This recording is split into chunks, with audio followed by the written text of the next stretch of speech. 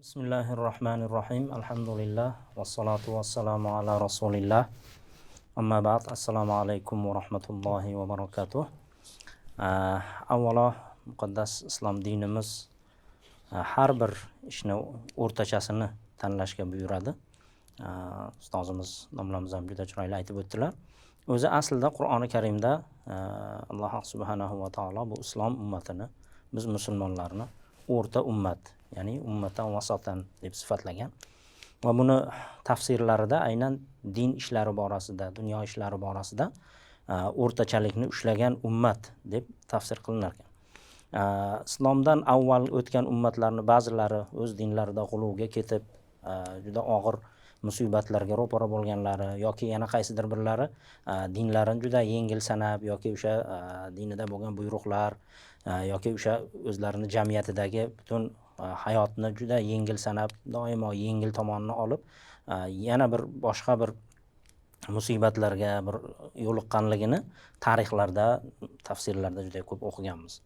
Endi har bir ishni hali o'zingiz aytib o'tganingizdek, Qur'oni Karim bir ishga buyurdimi, albatta uni muqobilida boshqa bir ishni yaxshi ekanligini, undanda yaxshiroq ekanligini albatta bayon qilgan.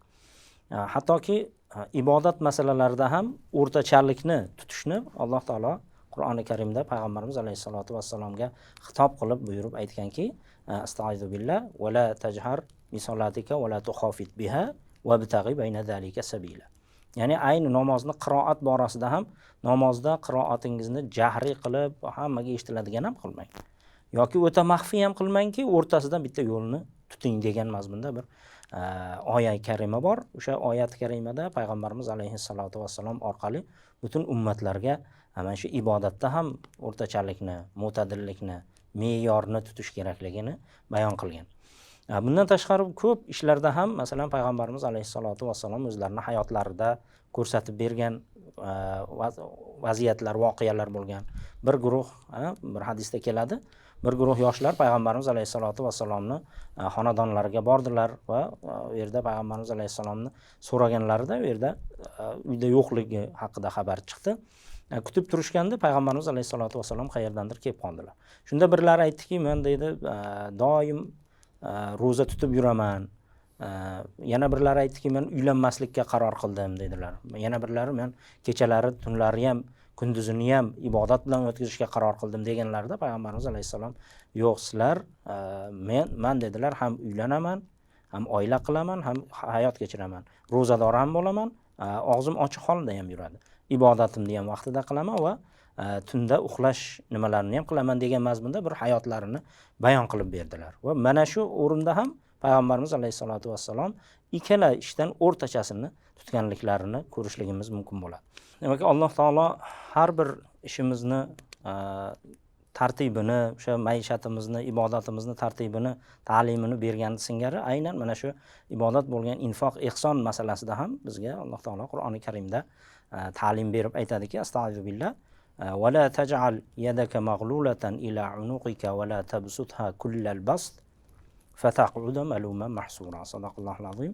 Ya'ni Isro surasida domlamiz ham chiroyli sharhlab aytib berdilar bu oyatni. Ya'ni qo'lingizni mag'lula, ya'ni mag'lula degani o'zi aslida yopilgan, qulflangan degan.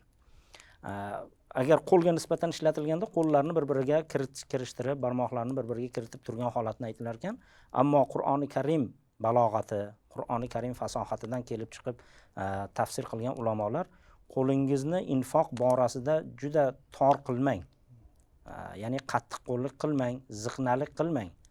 Va buni barobarida juda keng qilib ham o'zingizda biron narsa qolmaydigan darajada keng tutib yormang. Va buni oqibatida afsus qilgan holdan o'sha ziyonkor holatda qolasiz degan mazmunda mana shunday oyat karima bor.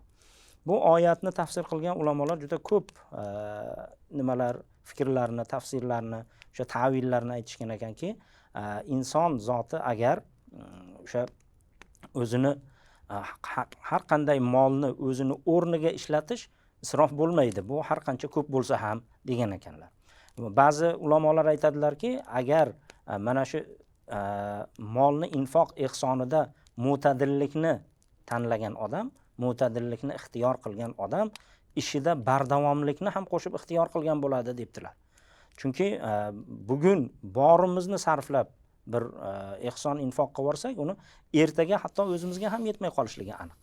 Agar unda mo'tadillikni, o'rtachalikni topa olsak, demak, bugun ehson qilamiz, ertaga o'zimizga yetgandan ortganini yana ehson qilamiz va shunaqa qilib bu amalda bardavom bo'lib boramiz debdilar. Endi o'z o'rnida payg'ambarimiz alayhissalatu vassalomning hayotlarida bo'lgan bir voqeani ham bu o'rinda aytib o'tish kerak bo'ladi. Bu aynan hadisni Imom Hokim va Imom Ahmad rahmatullohi alayhilar o'zlarini kitoblarida keltirganlar va sahih sanad bilan. Anas ibn Malik roziyallohu anhu dan rivoyat qilinadiki, bir kishi payg'ambarimiz alayhissalatu vassalomning oldilariga keldilar.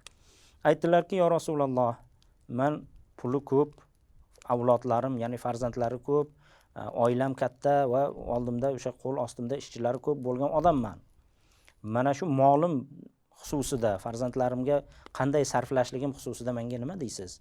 deganlarda payg'ambarimiz alayhissalatu vassalom aytdilarki, "Avvalo Alloh farz qilgan zakotini ber" dedilar. Farzandlaringda, oilangda haqqini ber.